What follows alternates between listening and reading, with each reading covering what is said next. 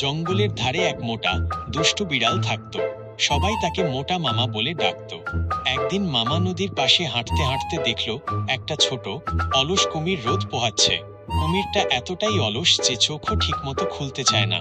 মোটা বিড়াল ভাবল, ইস, এটাকে ধরে বাজারে নিয়ে গেলে ভালো দাম পেতে পারি। মোটা বিড়ালের মাথায় দুষ্টু বুদ্ধি জ্বলে উঠল।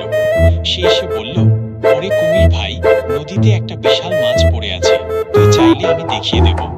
অলস কুমির রাজি হয়ে বলল, ঠিক আছে, কিন্তু আমাকে একটু ঠেলে দিস, আমি চলতে আলসেমি পাই। এই সুযোগ মোটা বিড়াল কুমিরকে ঠেলে ঠেলে নদী থেকে দূরে নিয়ে গেল, তারপর দড়ি দিয়ে বেঁধে ফেলল। কুমির বুঝে ওঠার আগেই বিড়াল তাকে টেনে বাজারের দিকে রওনা দিল। বাজারে পৌঁছে লোকজন অবাক, একটা মোটা বিড়াল দড়ি বেঁধে কুমির টেনে এনেছে। সবাই হেসে গড়াগড়ি খায়। কেউ বলে, এই কুমির তো এত অলস, কিনে লাভ কি? আবার কেউ বলে, দেখে হাসতে ভালো লাগবে, দাম কম হলে নেব।